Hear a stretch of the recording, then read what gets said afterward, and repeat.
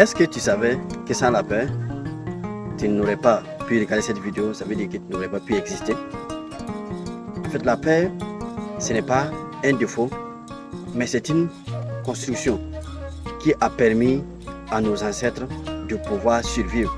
Parce que nos ancêtres vivaient dans les jungles et pour pouvoir survivre, il faut être sur le qui-vive, il faut être en alerte pour ne pas, en tout cas, se faire avoir par les prédateurs. Comme Sénèque le disait, nous souffrons plus des choses imaginaires que des choses réelles. Pour dire que la réalité, c'est que nous avons gardé cet instinct de survie qui a existé dans la préhistoire et nous l'appliquons aujourd'hui. Et la plupart de nos peurs sont dues à des imaginations. Dans cette vidéo, nous allons apprendre ensemble quelles sont les 3 images fondamentales de la peur du point de vue, on va dire, scientifique. Qu'est-ce que la science dit sur la peur, du point de vue physique et également du point de vue spirituel. Nous allons voir véritablement tous ces plans-là. Donc, reste jusqu'à la fin de la vidéo. Moi, c'est Rakistava Moussa, entrepreneur et étudiant passionné des courants spirituels anciens et contemporains. Donc, si nous allons du point de vue scientifique, il faut dire que la peur est expliquée scientifiquement par le fait qu'il y a une partie du cerveau qu'on appelle l'amygdale qui est chargée d'analyser 24 heures sur 24 tout danger potentiel. Et quand il repère un danger, il sécrète en quantité ce qu'on va appeler le cortisol. Ce sont des hormones, le cortisol ou l'adrénaline. Et ces hormones-là vont entraîner la peur et causer une réaction de l'organisme. Et ces réactions étaient de 3 ordres. Soit la fuite, c'est-à-dire qu'on va cesser à fuir pour pouvoir se protéger. Soit, on va dire l'affrontement, c'est-à-dire qu'on va combattre. Quand on sait que peut-être qu'on ne peut pas fuir, en fait, cette peur-là va déclencher ce qu'on va dire l'affrontement, on va se défendre véritablement. Et la 3e, c'est de ne rien faire. Soit de se camoufler, soit en tout cas de rester statique. Et ça même aujourd'hui, ça nous arrive. Imaginez que vous êtes en train de traverser une voie et qu'un véhicule fonce droit sur vous. Il y a ce danger-là va déclencher une peur en vous. Et ce que vous allez faire, ce n'est pas vous-même votre esprit qui va imaginer. Vous êtes sous le contrôle de la peur qui va vous faire éviter les dangers. Soit vous allez courir pour traverser, soit vous allez rester sur place et le véhicule pourra vous éviter. Donc ça, on va dire que c'est du point de vue protection, c'est normal. Le problème vient du fait que, en fait, notre cerveau ne fait pas de différence entre ce qui est réel, un lion qui est en train de venir vers nous, ou un mauvais commentaire ou une imagination de peur. Le cerveau ne fait pas de différence. Quand un lion est en face de toi, ou bien quand tu imagines un danger, le cerveau, du point de vue du cerveau, c'est la même chose. On va dire que du point de vue scientifique, il faut dire que la peur naît de l'amygdale, qui est une partie du cerveau qui est chargée de nous protéger. Et ça, c'était beaucoup plus dans la préhistoire. Aujourd'hui encore, c'est utile, mais ce n'est pas trop utile. On va dire c'est utile en partie pour nous permettre d'éviter certains dangers factuels. Mais elle nous dessert beaucoup aujourd'hui à cause du fait que nous imaginons souvent certaines choses. Hein? Quelle est l'origine de la peur? La science nous parle de 3 origines. Il y a une menace. Quand une menace est là, ça crée de la peur. Comme on a dit, ça c'est une peur naturelle, c'est une peur qui est protectrice. Il y a l'incertitude. L'incertitude aussi crée de la peur chez l'homme. Quand une situation arrive et qu'on n'est pas certain, on n'est pas certain de l'issue d'une chose, ça nous crée de la peur. Et ça aussi, c'est scientifiquement prouvé. Et aussi, il y a la perte de contrôle. Quand on perd le contrôle, la plupart du temps, on a peur. Quand on perd le contrôle, on a peur. Imaginez que vous êtes sur votre moto ou sur votre véhicule et votre frein vous lâche. C'est sûr que vous allez avoir peur. Ou bien une situation réelle dans la vie que vous n'avez pas le contrôle. Que vous perdez le contrôle. La plupart du temps, souvent, ça peut nous créer des peurs. Donc, les peurs peuvent être de 3 ordres du point de vue scientifique. Il y a, on va dire, il y a la menace, il y a l'incertitude, mais aussi il y a la perte de contrôle. Mais quand les sagesses anciennes Et ils nous disent que les origines de la paix est encore beaucoup plus profonde. Parce que ce qu'on appelle, il y a l'illusion du logo. Sur les scènes anciennes là, c'est l'illusion du logo. Quand l'ego, en fait, c'est notre moi qu'on s'est fabriqué. C'est cet être parallèle, voilà, qui veut se montrer, qui se met à un certain niveau, voilà, qui se fait d'idée d'une personne peut-être qui est merveilleuse. Et cet ego, quand il sent qu'il va perdre, quand il sent qu'il ne pourra pas, en tout cas, il va être critiqué, il va commencer à avoir peur. Donc c'est l'illusion véritablement de l'ego qui fait que beaucoup de gens vont avoir peur. Donc, ce qui fait que l'homme étant un animal social, et il va avoir la peur de manquer. Hein? Quand il sent qu'il va manquer quelque chose, quand il sent qu'il ne va pas avoir quelque chose, l'homme va commencer à avoir peur. Et là, c'est l'illusion de l'ego, comme on l'a dit. Sinon, en réalité, bon, normalement, si tu es en vie, tu ne dois pas avoir crainte de manquer parce qu'en réalité, la nature, voilà, te pourvoit.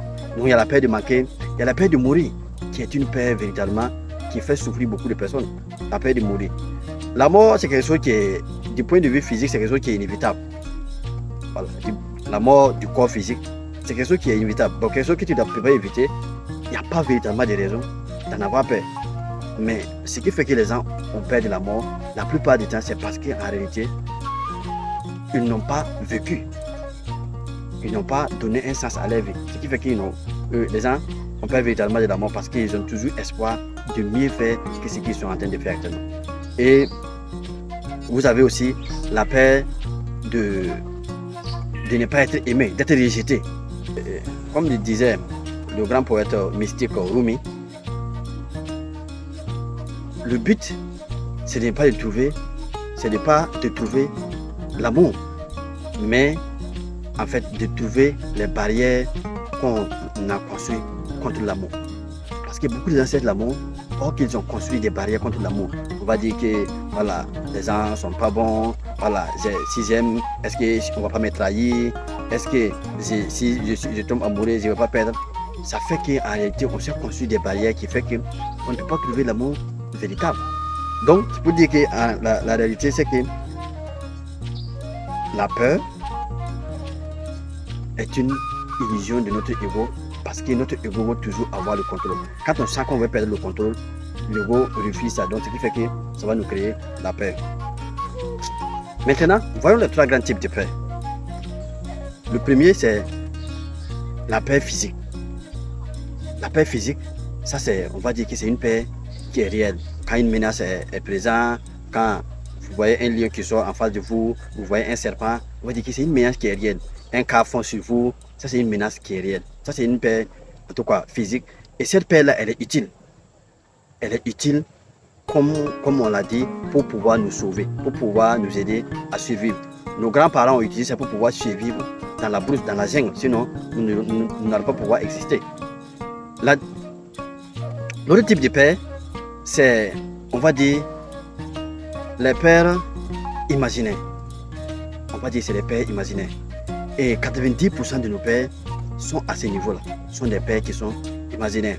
Comme Mark Twain disait, j'ai connu beaucoup de problèmes dans ma vie, mais je ne les ai jamais vécus. J'ai connu beaucoup de problèmes dans ma vie, mais je ne les ai jamais vécus. En fait, c'est une plaisanterie, mais quand vous regardez, c'est ce qui arrive à beaucoup d'entre nous. Souvent, on est assis, on est en train de... On a des soucis. On pense que tel problème va arriver. On a déjà peur. On souffre même avant que le problème n'arrive. Et je vous raconte l'histoire d'une amie qui, un vendredi, elle s'est levée, elle est très loin de sa famille, à plus de presque 100 km de sa famille. Elle s'est levée un vendredi pour appeler sa famille, juste pour, en tout cas, saluer. Voilà. Sans se rendre compte que jour de vendredi, puisque c'est une musulmane, et les gens préparent la prière de vendredi, elle est sortie autour de 12h, c'est une enseignante, elle est sortie à 12h, et elle est allée pour, voilà, elle a essayé d'appeler à la maison, voilà, pour quelque chose. Elle a appelé une première personne plusieurs fois qui n'a pas répondu. Elle a appelé une deuxième personne plusieurs fois qui n'a pas répondu. Elle a appelé une troisième personne également plusieurs fois et il n'y a pas eu de réponse. Et cette dernière explique qu'elle était dans ces genres d'état. Elle se disait que non, forcément, il y a quelque chose qui s'est passé à la maison. Elle a tellement souffert que quand c'était la prière, comme c'était, les gens étaient tous à la prière de vendredi. Et quand on l'a rappelé après, aux environs de 14h, elle a demandé qu'il y a quoi à la maison. La première question qu'elle a posée, c'est il y a quoi à la maison? On dit il y a quoi? Il n'y a rien. Mais après tout le monde ne répond pas. On dit qu'aujourd'hui c'est vendredi, tout le monde était à la prière. Et là, elle se rend compte qu'elle n'avait même pas cette idée en tête. Qu'aujourd'hui c'est vendredi et que la plupart des gens qu'elle appelle sont allés à la mosquée. Et comme elles sont à la mosquée, mais ils ne peuvent pas répondre. Vous voyez? Et cette personne a souffert, est passée 2 heures dans la souffrance totale parce qu'elle s'imaginait qu'il y a un problème qui s'est passé à la maison et que personne ne veut lui dire. Donc, ce que Mark Twain dit, la réalité, souvent, on a beaucoup de problèmes qu'on ne vit jamais dans la réalité. Parce que ce sont des problèmes imaginaires. Hein? Il y a des gens, s'ils reçoivent un mail de leur patron, en fait, ça les travaille. Il y a des gens, s'ils reçoivent un coup de fil, ouais, ça les travaille. Un message, ça les travaille. Ok, bon, souvent, c'est des difficultés qui sont véritablement, c'est des problèmes qui sont imaginaires. Et 90% véritablement de nos souffrances et de nos peurs là sont liés à des choses qui sont imaginées. Comme on l'a vu au début, le cerveau ne fait pas de différence entre quelque chose qui est imaginé et quelque chose qui est réel. Voilà, un serpent qui vient vers toi, c'est la même chose quand tu imagines que tu vas te faire renvoyer. Le cerveau voit que ce sont des dangers et il va réagir de la même manière. La troisième catégorie de peurs, ce qu'on appelle les peurs existentielles. Ce sont des peurs existentielles. Ce sont des peurs vraiment qui sont profonds, qu'il est difficile de guérir. Voilà, la peur du vide. Il y a des gens qui ont peur du vide. Si vous les mettez en hauteur, ou bien en tout cas, ils ont peur. Ça, ce sont des peurs existentielles. Ces peurs-là sont vraiment enfouies en eux, que c'est difficile de les faire sortir. Il y a la peur du sens. C'est-à-dire qu'en fait, la peur du sens, c'est la peur de ne pas pouvoir vivre une vie qui a un sens. La peur de ne pas pouvoir, en tout cas, donner un sens à ce qu'on fait. Qu'est-ce que les enfants disent? Donc, et ça, c'est une peur aussi profonde qu'il est souvent difficile d'en faire sortir. Et l'autre peur existentielle aussi, c'est la peur de l'inconnu. Vous savez, des gens qui ont, quand ils sont face à l'inconnu, ils ont beaucoup peur. Voilà. Donc, nous avons vu les différents types de peur. Et maintenant, voyons ce que la peur fait dans notre vie. Voyons ce que la peur fait dans notre vie.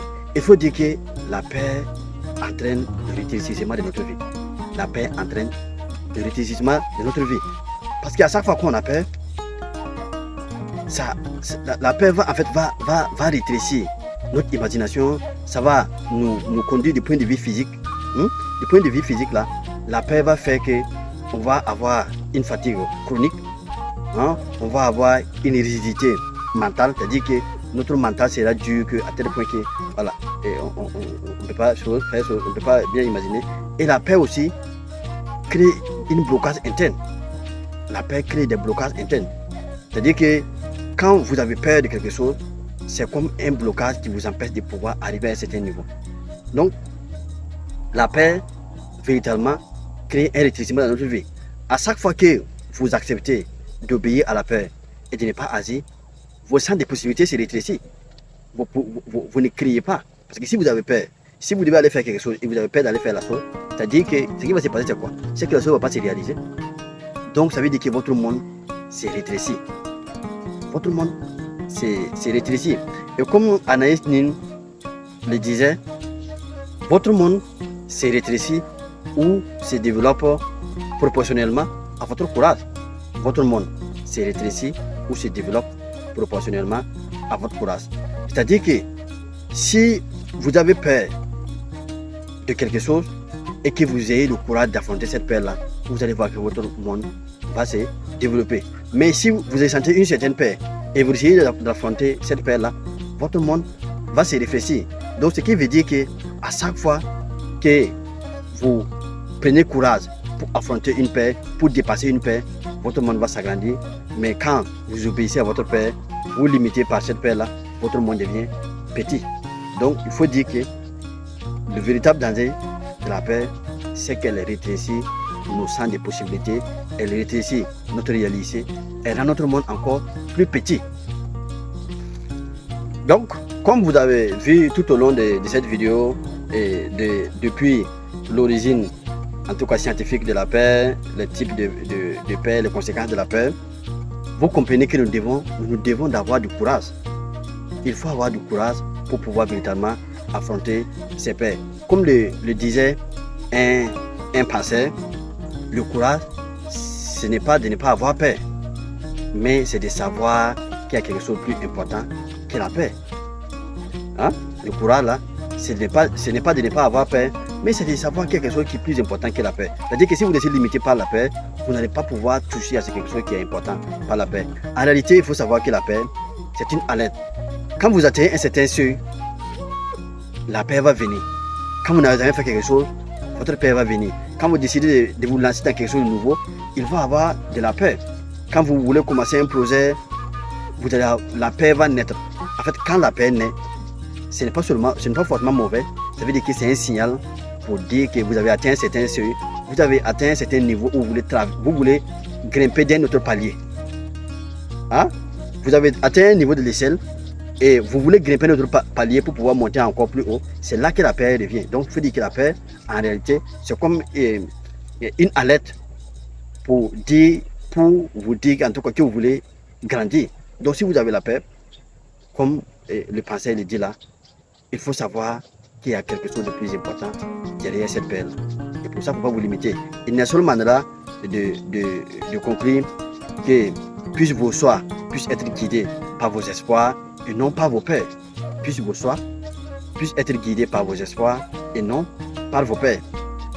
Ce qui veut dire que si nous laissons les peurs guider nos choix, c'est sûr que nous n'allons pas faire quelque chose de grand. Et comme il est dit, nos choix doivent être guidés par nos espoirs. C'est-à-dire que quand on est face à une situation où on a peur, il faut se donner espoir et agir, quel que soit ce qui va arriver. Et comme on le sait, la plupart de nos peurs, la réalité, ce sont des choses qui sont imaginaires. C'est des peurs qu'on ne veut pas. On pense à des choses, mais dans la réalité, on va dire que plusieurs fois ça ne se produit pas comme nous l'avons imaginé. Donc, nous devons toujours faire des choix, nous devons toujours véritablement avoir espoir. Donc, il faut dire que dans notre prochaine vidéo, nous allons véritablement aborder le côté spirituel de la peur et comment véritablement il faut faire pour pouvoir en tout cas guérir ou sortir de certaines peurs. Donc, je te demande si cette vidéo vraiment t'a aidé, si cette vidéo t'a impacté, je te demande de t'abonner, de liker, mais également de partager véritablement cette vidéo à une autre personne pour que ça puisse aider beaucoup plus de personnes.